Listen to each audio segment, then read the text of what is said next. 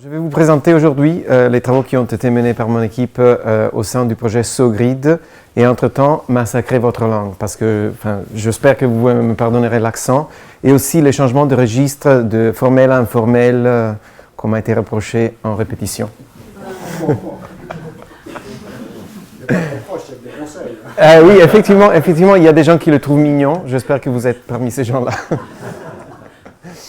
Ok. Alors, je vous parlerai d'un projet SoGrid. Alors, qu'est-ce que c'est SoGrid? SoGrid, c'est formé par un consortium d'entreprises, parmi lesquelles ERDF et ST Microelectronics, qui portent le projet principalement, et deux universités, École Polytechnique et Grenoble IMP. Alors, je vous parlerai de l'effort fait par mon équipe au centre du laboratoire d'informatique de l'X. Donc, c'est une petite partie du projet. D'abord, qu'est-ce que c'est un smart grid? Smart grid, ça veut dire réseau intelligent. Pourquoi intelligent? Parce qu'il faut que... je voudrais passer des registres et dire elle se démerde toute seule, mais je ne vais pas le faire. Alors, il faut qu'effectivement qu'elle anticipe et qu'elle diagnostique ses propres problèmes et qu'elle garantisse le fonctionnement plus ou moins sans intervention extérieure. Oui, il y aura d'intervention extérieure, mais pas autant que ça. Okay? Donc c'est ça l'intelligence, de savoir prendre soin d'elle-même. Lui-même, elle-même, je ne sais pas, grid, c'est quoi? Masculin? Merci. Féminin, elle. Voilà. Alors, déjà, qu'est-ce que c'est un réseau? C'est un ensemble de nœuds et des liens. Alors, les nœuds sont, par exemple, des producteurs d'énergie ou des consommateurs d'énergie ou simplement des points de routage ou des transformations. Et les liens sont des câbles, d'habitude. Ils peuvent être autre chose aussi, mais pensons-le comme câble. On se demande pourquoi on n'aurait pas pu se contenter des réseaux bêtes qu'on avait tout à l'heure. Okay? Pourquoi smart? Là, vous voyez, j'ai voulu mettre quelque chose d'historique comme mes prédécesseurs. C'est le premier réseau électrique inventé par Thomas Edison et c'est le premier réseau électrique commercial, en fait. Inventé par Thomas Edison 1882, je pense, dans le Lower Manhattan. Okay? Là, c'est quelque chose que j'ai trouvé sur Internet. Je n'ai pas pu saisir plus. Il y a un truc allemand ici. Et ça, c'est un réseau pas moderne, mais pas contemporain, pas smart. En fait, pourquoi on ne peut pas se contenter? Parce qu'on a pu faire front à une incrémentation de la demande précédemment en ajoutant de la capacité. Okay? Donc, quand les réseaux étaient surchargés, on achetait des câbles, on installait des câbles, on installait des centrales thermiques, nucléaires, quoi que ce soit. Okay? Et donc, du coup, on était toujours capable de satisfaire la demande. Il faut savoir qu'il y a deux difficultés très grandes à gérer l'énergie, c'est l'électricité. C'est que d'une partie, on la stocke mal, comme on a vu, et de l'autre part, les conséquences d'un pic de demande sur un réseau électrique sont catastrophiques. Okay? Donc, si on se contentait juste d'incrémenter la demande à l'infini, ça pourrait marcher. Malheureusement, à la fin des années 1990, on a commencé à voir qu'on n'avait plus de capacité installée. Les choses étaient surchargées, on ne pouvait plus acheter ou installer des nœuds producteurs d'énergie. Et donc, vous vous rappelez ce qui s'est passé au nord-est des États-Unis ou ici, l'Italie toute noire. Hein. Ça, c'était un pic de demande qui s'est passé ici. Alors, il y avait une situation d'instabilité. Pour plusieurs raisons, on a eu quelques heures où le seul câble portant de l'énergie dans l'entièreté de l'Italie, c'était à travers la Suisse, plus ou moins, et ça neigeait. Et donc, du coup, ce câble est tombé par terre. Voilà, c'est tout. Enfin, c'est incroyable, non? Mais c'est des choses comme ça qui nous a menés à avoir des blackouts pareils. Donc, on s'est dit non, basta, on ne peut plus prendre des risques comme ça. Les hôpitaux, les gens qui ont vraiment besoin de l'énergie, enfin, c'est pas juste regarder la télé. Alors, et ici, smart grid. Qu'est-ce que c'est un smart grid? Je dis c'est un réseau intelligent, mais J'ai trouvé beaucoup de, d'ambiguïté dans la littérature, surtout quand j'ai commencé à regarder les smart grids il y a quelques ans. Je ne comprenais pas exactement qu'est-ce que c'était un smart grid. C'était quelque chose qui avait des jolis dessins avec des bâtiments intelligents et avec de l'éolien. Et puis après, il y avait des intégrateurs, et il y avait des prix calculés à la demande. Enfin, je ne comprenais pas. Alors, j'ai extrait en fait 3 principes, selon moi, 3 piliers qui définissent un peu un smart grid. Il y a la fiabilité. Alors là, c'est le but moteur. En fait, on a besoin d'être fiable, on a besoin que le grid soit fiable. Donc ça, c'est la chose la principale. Durabilité. Donc on veut que la fiabilité dure dans le temps, mais ce n'est pas que la durabilité de notre réseau, c'est aussi la durabilité de l'environnement dans lequel le réseau se trouve. Donc, et c'est là qu'on insère, par exemple, les sources d'énergie alternatives, comme par exemple l'éolien. Alors, les sources d'énergie alternatives, souvent, c'est des sources qui viennent du climat. Alors, le climat, on ne peut pas le prévoir. Du coup, on a des pics d'énergie, de supply d'énergie qui rentrent dans les réseaux à des moments, par exemple, dans les heures creuses, où on n'en a pas besoin. Donc, et on stocke mal, donc on ne peut pas mettre l'énergie à côté, ou on peut difficilement le faire. Donc, du coup, ça devient vraiment très difficile de gérer tout ça. Et quand on ne peut pas insérer de la nouvelle capacité, en fait, il faut il faut faire la seule chose possible, adresser la demande. Donc, il faut savoir contrôler la demande d'une manière très précise. Okay? Comment est-ce qu'on le fait? En fait, on le fait, par exemple, par la valeur. La valeur, non seulement, ça motive les entreprises à engendrer les changements nécessaires pour rendre le réseau smart, mais aussi, on peut différemment faire payer les utilisateurs de l'énergie selon les pics de demande estimés. Alors, comment est-ce qu'on fait à savoir maintenant quel pic de demande, qu'il y aura un pic de demande dans la prochaine seconde? Parce que le pic de demande, même si c'est en millisecondes, c'est catastrophique. Okay? Donc, c'est la durée dans le temps, le pic de demande la gère mal. Okay? Donc, qu'est-ce qu'on fait? On observe de manière continue tous les réseaux à chaque endroit, à chaque échelle de grandeur et à chaque échelle de temps. Donc, à chaque seconde, à chaque minute, à chaque semaine, à chaque mois, à chaque année. Et sur un siècle, on veut faire des prévisions des demandes, des prévisions de probabilité de pic, okay? D'événements catastrophiques en tout cas. Et il faut donc utiliser des statistiques. Alors, comment est-ce qu'on fait appliquer les statistiques? On a besoin d'une masse de données incroyable. On a besoin de tout l'historique du réseau, qui peut être un réseau national, donc, ou même plus, okay? Même un réseau global ou au niveau des continents. On a besoin de recueillir toutes les données au niveau vraiment d'un câble. Okay? Donc, à chaque unité hiérarchique des grandeurs. Donc ici, vous voyez un smart grid qui n'est pas optimisé du point de vue de capteur, mais ici, vous avez les nœuds, les arêtes, voilà, les liens, et on a installé ici des PMU. PMU, c'est-à-dire Phasor Measuring Unit. C'est une sorte de capteur. C'est une sorte de capteur qu'on veut améliorer et changer dans les projets SoGrid.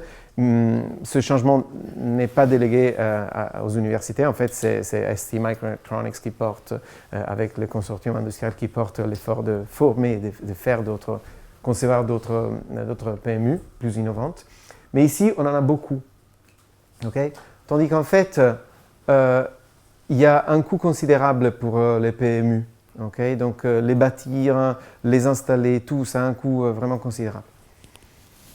Alors, le but final du projet, le projet c'est encore en cours, donc j'ai la chance de ne pas pouvoir vous dire voilà, le projet s'est mal passé. On ne sait pas encore. Donc, le but c'est d'installer des dispositifs de type PMU sur les réseaux, collecter, concentrer les données recueillies et finalement utiliser les données enregistrées. Donc, il y a 2 défis qui ont été confiés au laboratoire d'informatique de l'École polytechnique. Il y a un défi de communication des données. Alors, si vous installez des capteurs, ils peuvent communiquer entre eux et transmettre les données aux concentrateurs qui feront les calculs statistiques de manière différente. Alors ici, en France, sur ces pilotes, on a choisi de ne pas installer une infrastructure à part. On a choisi de faire marcher le tout sur les câbles de puissance. Okay, vous savez probablement que maintenant on peut moduler, on peut ajouter un petit signal d'une fréquence très très haute au câble porteur d'électricité et on peut après décrypter ce signal de l'origine de source aux destinations et puis après remettre ensemble les paquets des données. Okay? Donc les protocoles de communication qui s'occupent de ces transferts de données sont confiés à Thomas Clausen, qui est mon collègue au LIX. Et mon équipe s'est occupée de trouver le placement optimal des PMU. Donc, pourquoi optimal? Parce qu'en fait, les PMU sont chers et les emplacements évidents calculés avec la théorie linéaire des réseaux classiques prévoient des emplacements un peu partout. Okay? Et nous, on nous demandait de faire mieux. Alors, après, on nous a confié des pages et des pages de manuels, des guides d'utilisateurs techniques sur tous les PMU qu'on utilisait. Et on a passé les premiers mois du projet à lire ces pages et à abstraire ce qui était vraiment le problème de ce qui était les caractéristiques techniques qui auraient pu changer. Et on a extrait finalement 2 axiomes. Le premier axiome, c'est que si on installe, ici on parle d'installer les PMU sur des câbles. Alors ça, ce n'est pas la vérité. On l'installe quand même sur des nœuds, mais pour des différentes raisons logiques, on peut le considérer comme une installation sur un câble. Okay? Donc si on installe un PMU sur un câble, on peut calculer le voltage des 2 nœuds adjacents. Quand je dis observer un réseau, je parle de calculer, d'observer le voltage et le courant. Ok.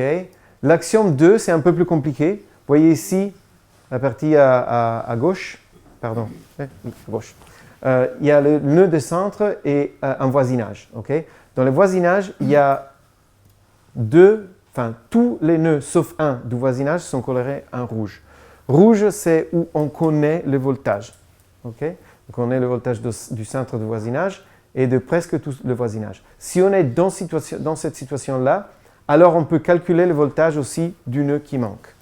Okay? Donc du coup, on peut passer à cette situation où on connaît le voltage partout. Donc vous imaginez que ça donne lieu, ces 2 axiomes, à une sorte de propagation de l'observabilité. On part d'un réseau tout vide, on installe des PMU sur certains câbles, et puis on observe les nœuds à côté, et puis si on a la chance de voir que ces 2 nœuds à côté sont suffisants pour appliquer l'axiome 2, on peut observer plusieurs nœuds. Okay? Donc l'observabilité n'est pas une quantité, on ne peut pas la propager, mais c'est l'abstraction qui fait la propagation. Okay? C'est une manière de penser, ce n'est pas la vérité. Un nœud, soit c'est observé, soit ce n'est pas observé. Ok, voyons un exemple. Ici, par exemple, on peut installer un PMU ici, sur l'arête 1.6. Okay? Et du coup, on peut observer les nœuds 1 et les nœuds 6 grâce à l'axiome 1. Après, on regarde, on centre le voisinage à 1. Et on voit que le voisinage de 1, c'est 2 nœuds, 6 et 2. Okay? Donc on a observé presque tout le voisinage de 1, sauf un seul nœud. Donc du coup, on peut appliquer l'axiome 2 et observer le nœud 2. Maintenant, on se centre sur 6 et le voisinage, c'est 1 et 4. Ce n'est pas 2 parce qu'on n'a pas le lien ici. Le voisinage, c'est ce qui est relié par un lien. Et donc du coup, on se centre sur 6, on observe 1, 4 n'est pas observé, mais comme le voisinage est presque tout observé sauf 4, on peut observer 4 aussi. Okay? Là maintenant, on se place sur 2. Le voisinage, c'est 1, 4 et 3. Et il y a un seul nœud qui n'est pas observé. Donc, du coup, on l'a observé. Et on se place sur 4. Okay? Et il y a 3, 2, 6 et 5. Et 5, c'est le seul qui n'est pas observé. Et donc, du coup, on l'a observé aussi. Donc, un seul PMU okay? Pour observer tout ce réseau. Gardez en tête qu'en utilisant les outils traditionnels, on aurait eu besoin de 2 à 5 PMU. Okay? Donc c'est quand même une amélioration consistante.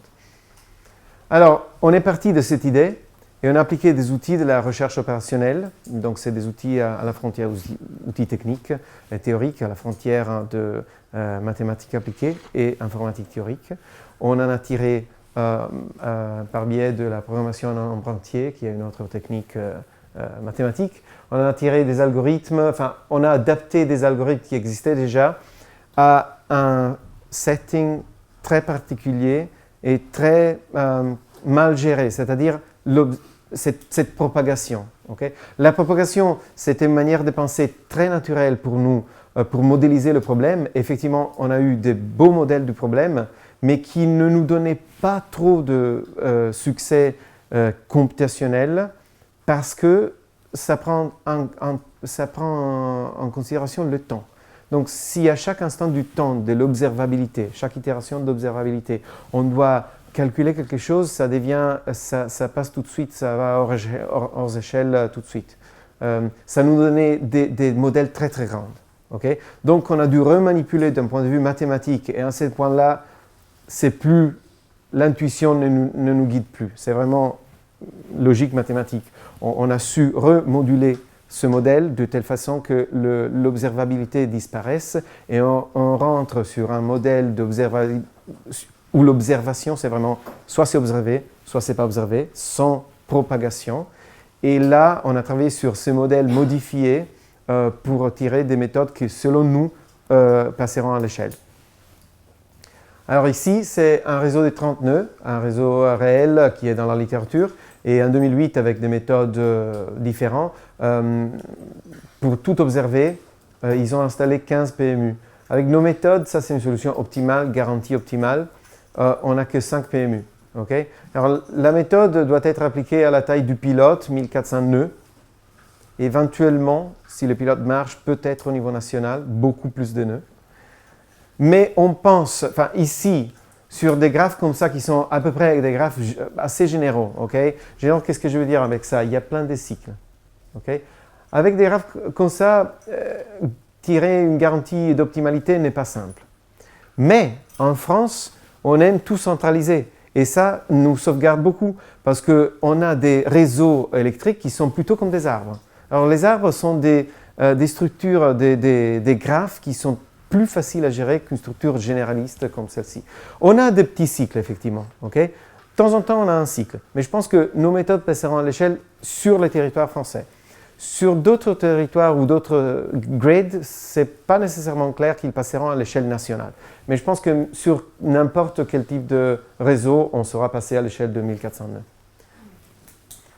Voilà, alors ça c'est les étapes clés du projet. On est plus ou moins ici.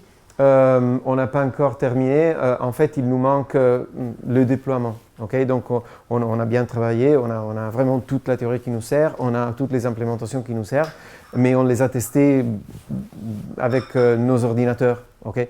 Il faut dire, on l'a testé avec des ordinateurs portables. Donc, du coup, même la montée en technologie de prendre des vrais serveurs de calcul aidera à passer à l'échelle. Et voilà, alors le déploiement aura lieu en 2016 dans une zone dans la métropole de Toulouse. Merci beaucoup pour votre attention.